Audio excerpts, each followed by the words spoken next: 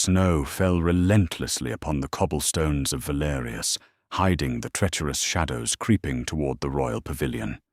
A scarred kitchen maid noticed the glint of steel aimed at the young prince.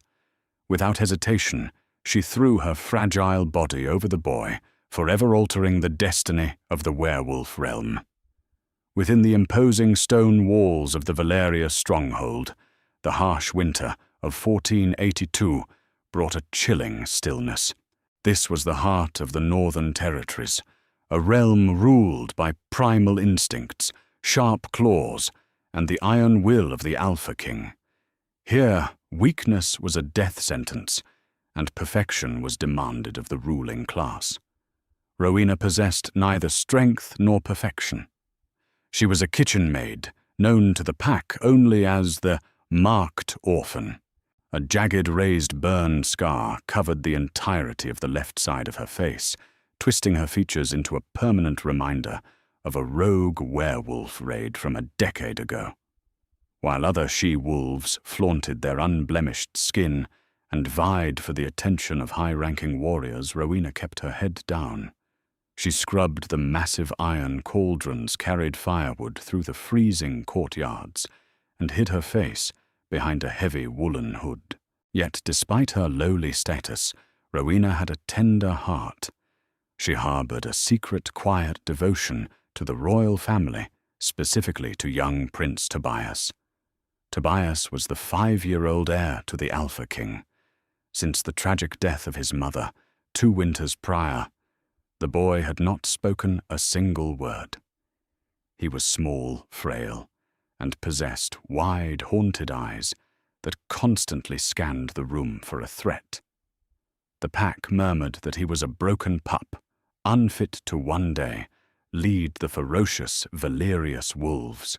His father, Alpha King Alistair, was a force of nature. Standing over 6 feet tall with broad shoulders and piercing amber eyes, Alistair commanded absolute terror and respect. But grief had hardened him. The king spent his days fortifying borders and his nights locked in his study, leaving the care of his heir to a revolving door of exasperated nannies and tutors. The turning point occurred during the grand feast of the winter solstice. The great hall of Valerius was a spectacle of roaring hearths, roasted meats, and overflowing chalices of spiced mead. Banners of dark blue and silver hung from the rafters. High lords and ladies from neighboring territories had gathered to pay their respects to King Alistair. Rowena was assigned to serve drinks near the high table. It was a stressful duty. One wrong move or spilled drop could earn her a whipping from the head steward. She kept to the shadows, a pitcher of heavy mead in her calloused hands, her scarred cheek turned away from the flickering torchlight. From her vantage point, she observed the high table. King Alistair sat in the center, his posture rigid, his expression an impenetrable mask of cold authority. To his right sat his brother, Lord Gareth, a man with a smiling face but calculating serpent-like eyes. And hovering near the king was Lady Arabella, a high-born she-wolf, draped in velvet and jewels, desperate to become the next queen. But Rowena's eyes kept drifting to little Tobias. The boy sat at the edge of the dais, playing quietly, with a carved wooden wolf entirely ignored by the feasting nobles. The air in the hall grew thick with the scent of roasted pine and sweat. Rowena's acute senses, sharpened by years of hiding from abusive cooks, picked up on something unnatural. It was a faint, metallic odor cutting through the heavy aroma of food. Silver. Rowena paused, her grip tightening on the heavy iron pitcher. Silver weapons were strictly forbidden inside the keep. She scanned the crowded room, her heart beginning to hammer against her ribs. Moving through the throng of dancing courtiers was a cloaked figure. He wore the livery of a minor noble house, but his gait was entirely wrong. It was too fluid, too predatory. He was edging his way toward the right side of the dais, directly toward where young Tobias sat on the floor, completely isolated. Rowena watched as the figure slipped a hand beneath his cloak. The unmistakable gleam of a jagged silver-coated dagger caught the light of the hearth. The assassin's eyes were locked on the small prince. Panic seized Rowena's chest. She looked toward King Alistair, but he was engaged in a tense conversation with Lord Gareth, entirely oblivious to the threat creeping up on his son. The royal guards were stationed at the doors, too far away to bridge the gap in time. There was no time to scream. There was no time to warn them. Dropping the heavy pitcher of mead, which shattered loudly against the stone floor, Rowena moved. She did not possess the speed of an alpha, nor the combat training of a warrior, but she possessed sheer, desperate adrenaline. She sprinted across the gap between the serving tables and the dais. The assassin lunged, bringing the silver-coated blade down in a vicious arc aimed straight at Tobias's small back. Rowena threw herself horizontally through the air. She crashed into the young prince, knocking him safely to the side, just as the assassin's blade descended. A sickening, tearing sound echoed over the music. Rowena gasped as white-hot agony erupted in her back. The silver blade had missed the child, but plunged deeply into her shoulder, tearing through muscle and scraping the bone. The silver immediately began to burn her werewolf flesh like acid. She collapsed to the floor, wrapping her arms tightly around a terrified Tobias, shielding his small body with her own bleeding form. The great hall plunged into absolute chaos. Silence heavy and terrifying fell over the great hall for a fraction of a second, broken only by the clattering of the assassin's dagger hitting the stone floor. Then a roar shook the very foundations of the Valeria stronghold. It was not the yell of a man. It was the primordial, earth-shattering roar of an alpha wolf whose pup had been threatened. King Alistair vaulted over the massive oak table, scattering goblets and plates. Before the assassin could even draw a secondary weapon, the king was upon him. Alistair's eyes bled from human amber to glowing, unnatural gold. His claws extended, ripping through his leather gloves. With one brutal motion, Alistair grabbed the assassin by the throat and slammed him against the stone pillar with such force that the granite cracked. "Guards!" Lord Gareth bellowed, though his voice lacked genuine panic. "Secure the perimeter." Lady Arabella shrieked, backing away from the violence. Alistair tossed the unconscious assassin to his lead enforcer. "Take him to the dungeons. Do not let him die. I will skin him myself." The king spun around his chest, heaving his fangs bared, acting entirely on deadly instinct. He dropped to his knees beside the crumpled figures on the floor. His massive hands trembled as he reached out. "Tobias!" Alistair breathed, the ferocious alpha instantly melting into a terrified father. Rowena lay on her side, breathing in ragged, shallow gasps. The back of her coarse linen dress was soaked in a spreading pool of crimson. The silver poisoning was already taking effect. Dark, necrotic veins were webbing up her neck from the wound.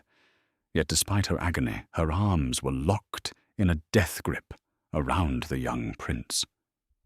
"Papa," a tiny, fragile voice whispered. Alistair froze. The entire hall seemed to hold its breath. It was the first time Tobias had spoken in 2 years. The little boy wiggled his head out from under Rowena's protective embrace. He was entirely unharmed. Tobias looked down at the maid, his small hands clutching the rough fabric of her apron. "She bleeds, Papa. Help her." Alistair stared at the scarred girl. He recognized her vaguely, the disfigured kitchen maid that the court whispered cruel jokes about. But as he leaned in to carefully pry his son from her arms, something inexplicable happened. Through the overwhelming metallic scent of blood and the stinging odor of silver, another scent hit Alistair's senses.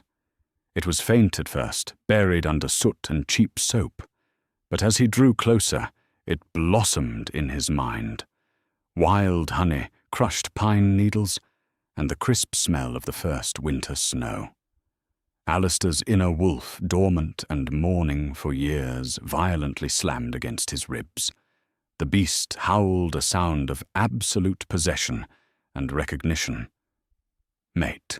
The realization hit the king like a physical blow. This scarred, broken kitchen servant, the lowest-ranking member of his entire pack, a girl he had ignored for years, was his fated mate. The moon goddess had destined her for him, and he had only found her in the moment she was dying to save his son. "Healer Fiona!" Alistair roared his voice, cracking with a desperation the court had never heard from their stoic ruler. "Get the healer now." Without hesitation, Alistair scooped Rowena into his arms. She was so light, practically fragile against his heavy armor. As her head lolled against his chest, her hood fell back, exposing the entirety of her ruined, burn-scarred face to the gawking nobles. Lady Arabella stepped forward, her face twisting in disgust. "My king put the creature down. She is filthy and she—" "Silence!" Alistair snarled, his golden eyes flashing with lethal warning. Arabella physically recoiled. Alistair bypassed the guards and carried Rowena out of the hall himself, shouting for Tobias to be brought along safely. Down in the subterranean infirmary, the air was thick with the smell of herbs and boiling water. Healer Fiona, a stern older she-wolf with greying hair, immediately went to work. "Hold her down, my sire." Fiona commanded, not caring about titles when a life was on the line. The blade was laced with wolf's bane alongside the silver. It is a deadly cocktail meant to stop an alpha's healing factor. Alistair knelt beside the wooden table, his massive hands, gently but firmly, pinning Rowena's thrashing shoulders. She was trapped in a fever dream, whimpering in pain. "Shh, little one," Alistair murmured, pressing his face near hers, letting his unique alpha scent wash over her to calm her racing heart. "You are safe. I have you." The doors to the infirmary burst open. Lord Gareth strode in, followed closely by a smirking Lady Arabella. "Brother," Gareth said smoothly, glancing at the bloody scene with feigned concern. "The assassin has taken his own life in the cells. A cyanide capsule hidden in his tooth. A tragedy as we cannot question him." Alistair's jaw tightened. "How convenient." Gareth sighed, stepping closer. However, several guards witnessed this maid speaking with a hooded figure near the kitchens yesterday. It is highly probable she orchestrated this attack to play the hero and curry favor with the crown. Lady Arabella nodded enthusiastically. "Exactly, Alistair. Look at her, a disfigured rat from the kitchens. She is desperate for coin. She likely let the assassin in and then got caught in her own trap. She should be thrown in the dungeons, not treated in the royal infirmary." Alistair slowly rose to his feet. The temperature in the stone room seemed to drop 10 degrees. The oppressive weight of his alpha aura flooded the space, forcing Gareth to take a step back and bringing Arabella to her knees, gasping for air. "You dare!" Alistair's voice was a low, terrifying rumble that vibrated the glass vials on Fiona's shelves. "You dare speak of her in such a manner? Brother, be reasonable." Gareth choked out, struggling against the psychic pressure. Alistair stepped over to Gareth, towering over the treacherous lord. "This woman threw herself onto a poisoned silver blade to save my son while your guards did nothing. While you did nothing." Alistair turned his gaze to Arabella, who was trembling on the floor. He pointed a clawed finger at the unconscious, scarred girl, bleeding on the table. "Hear me well." Alistair growled, the beast fully surfacing in his tone. "If she dies tonight, I will burn this entire keep to the ground. And if she lives—" He looked back down at Rowena, his expression softening only for her, before snapping his glowing eyes back to his plotting brother and the stunned noblewoman. She is my queen now, he growled. Anyone who speaks a word against her will lose their tongue.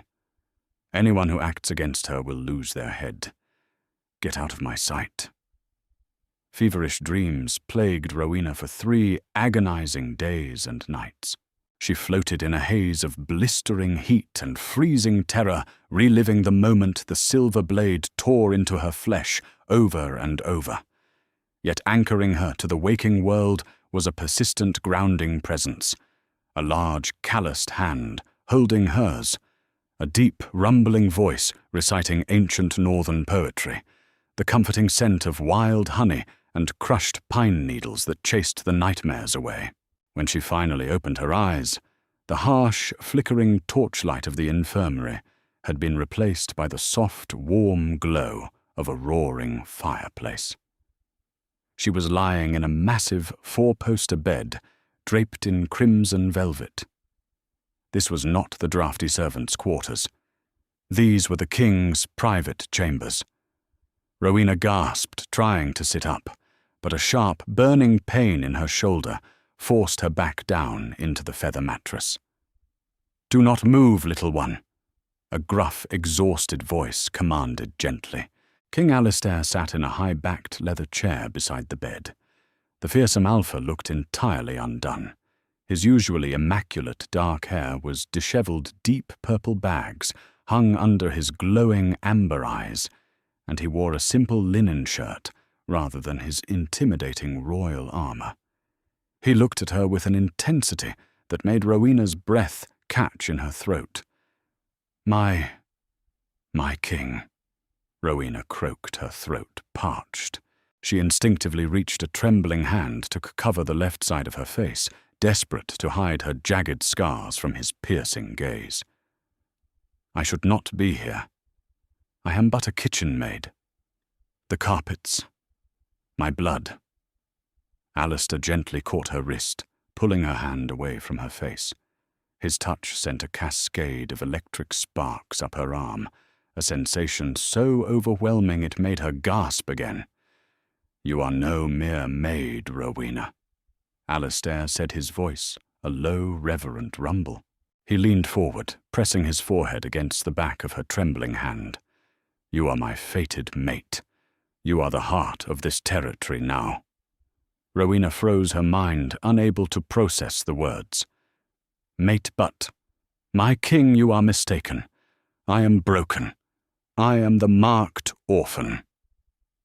"Lady Arabella, she is highborn, she is—" "Lady Arabella is a viper," Alistair interrupted, his eyes flashing with a brief, terrifying golden light before softening as he looked back at her.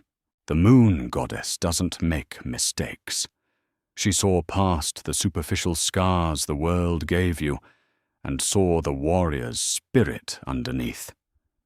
You threw yourself in front of poisoned silver to save a child that was not your own. You possess more strength and nobility in your little finger than the entire High Council possesses in their combined bloodlines. Before Rowena could argue further, the heavy oak doors creaked open. Little Prince Tobias peeked into the room. Seeing Rowena awake, the boy's face lit up.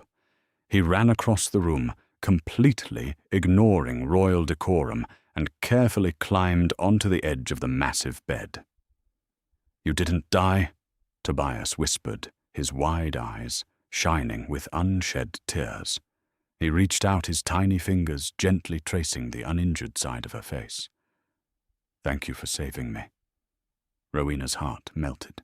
Overwhelmed by a sudden fierce maternal instinct, she carefully wrapped her good arm around the prince, pulling him into a gentle hug. Alistair watched the scene, a profound, heavy emotion settling in his chest. His broken family was finally healing. However, outside the heavily guarded doors of the royal chambers, a venomous conspiracy was reaching its boiling point. Deep in the damp subterranean levels of the Valerius Keep, Lord Gareth paced furiously across the stone floor of a secret meeting chamber. Lady Arabella stood in the corner, her arms crossed her beautiful face, twisted into an ugly sneer. Standing in the shadows was Lord Percival of House Montgomery, a wealthy and ruthless baron from the eastern provinces, known for his illicit trade of wolfsbane and dark weaponry. "This is a disaster," Gareth hissed, slamming his fist against a stone pillar. "The assassin failed. The boy lives. And worse, my idiot brother has declared that scarred kitchen rat his queen. He claims they are fated mates. The council is already murmuring about his madness. He intends to present her to the public at the Blood Moon banquet tomorrow evening." Arabella scoffed, adjusting her velvet shawl. "It is an insult to our entire lineage. I was promised that throne, Gareth. We had an agreement. If Alistair mates with that creature, he will produce half-blood heirs. We will be the laughingstock of the Northern Territories. Which is why they must not survive the banquet," Lord Percival drawled, stepping out of the shadows. He placed a small crystal vial on the wooden table. The liquid inside was a swirling, unnatural midnight blue. Liquid aconite, harvested from the lethal valleys of the St. Jude apothecary grounds, colourless in wine, completely untraceable until the victim's heart simply stops. It mimics a natural heart attack. Gareth stared at the vial, a wicked smile slowly spreading across his face. Alistair's wine glass. We poison the king. In the chaos of his sudden death, I, as his brother, will seize command of the royal guard. I will declare that the scarred witch used dark magic to bind the king and then poisoned him when he discovered her treachery. And the boy? Arabella asked, her eyes devoid of any remorse. Tobias will tragically perish in a fire in his chambers while the keep is distracted, Gareth replied coldly. By dawn, I will be the Alpha King of Valerius, and you, Arabella, will be my queen. We will restore order and purity to this pack. Tension hummed through the air of the great hall the following evening. The Blood Moon banquet was a sacred tradition, a night to honor the moon goddess and solidify pack loyalties. Tonight, however, the atmosphere was suffocating. The nobles, dressed in their finest silks and furs, whispered behind their goblets, their eyes glued to the elevated dais. Rowena sat to the right of King Alistair. The royal tailors had worked miracles in a single day. She wore a breathtaking gown of midnight blue silk, woven with silver threads, designed to accommodate the heavy bandages still wrapped around her shoulder. Her hair, usually scraped back under a dirty mob cap, cascaded in soft waves down her back. A delicate silver filigree half-mask rested over the left side of her face, turning her gruesome scar into a symbol of mysterious elegance. She looked every inch a queen, yet her hands trembled in her lap. The weight of 1,000 judging eyes pressed down on her. Alistair reached over, lacing his large fingers through hers under the table. "Breathe, my brave girl," he murmured, his thumb drawing soothing circles on her skin. "They are wolves. They can smell fear. Show them the steel I know is inside you." Down on the main floor, Lord Gareth raised his golden goblet, pasting on a charismatic, sickeningly sweet smile. "To my brother King Alistair and his unexpected, yet resilient chosen, may the moon goddess bless their union." The court echoed the toast, though the enthusiasm was noticeably hollow.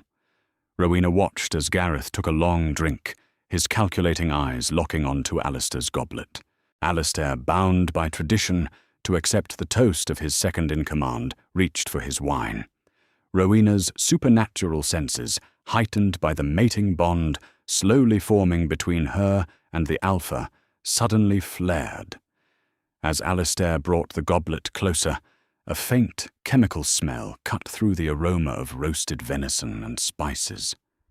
It was a cold, bitter scent, reminiscent of the burning agony she had felt when the assassin's poisoned silver blade had pierced her shoulder. Wolfsbane. Aconite, Memory crashed into reality. She recognized the smell of the very poison that had nearly stopped her heart days ago. No. Rowena acted on pure instinct.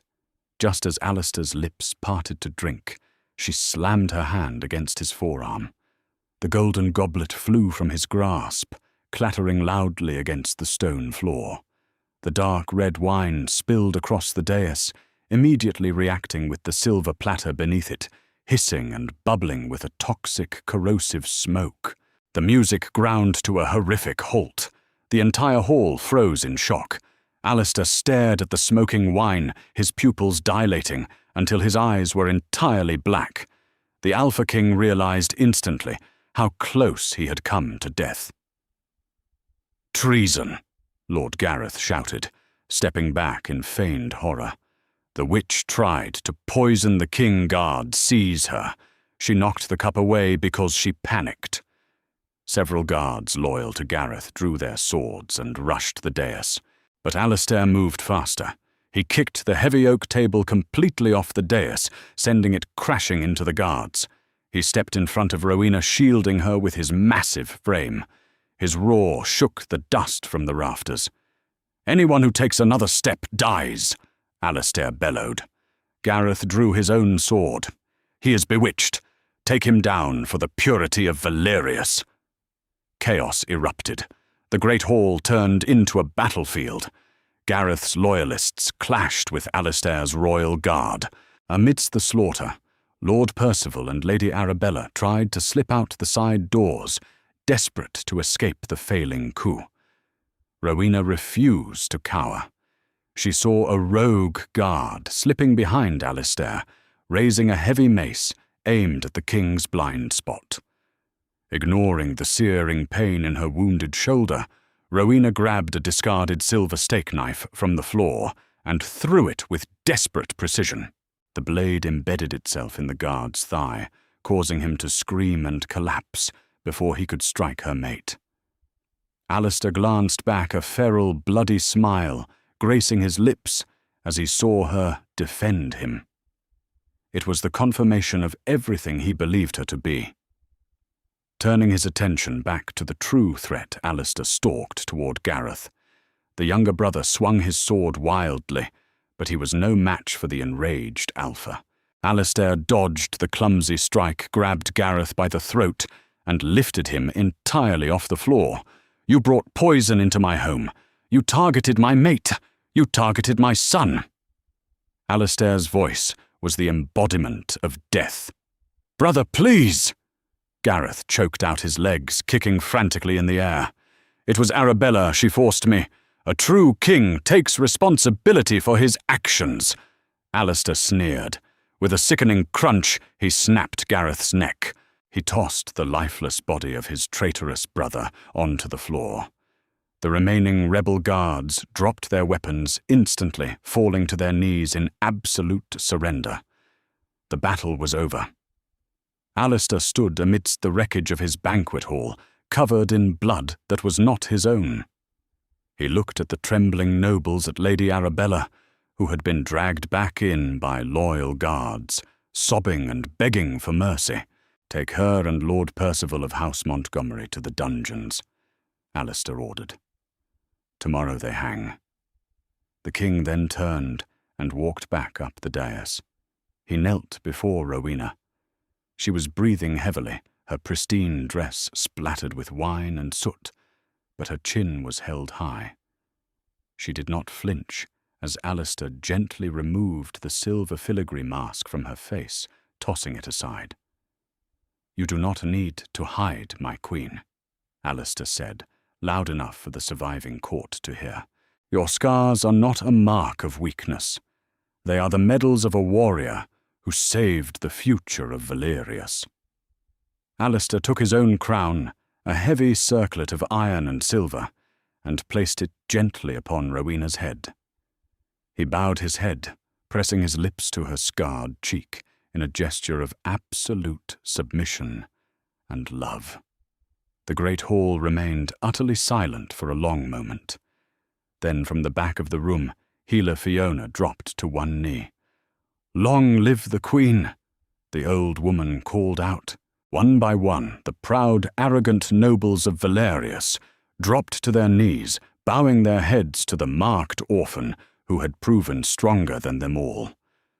Rowena looked down at the king kneeling before her, the man who had seen her soul when the world only saw her scars. She rested her hand on his broad shoulder, finally home. Thank you for exploring this thrilling tale of betrayal, loyalty, and undeniable destiny in the Northern Territories. If you were captivated by Rowena's fierce courage and King Alistair's protective fury, please hit the like button and share this story with your fellow romance drama lovers. Don't forget to subscribe to the channel and ring the notification bell so you never miss out on our weekly immersive audio dramas. Which twist shocked you the most? Let us know in the comments below.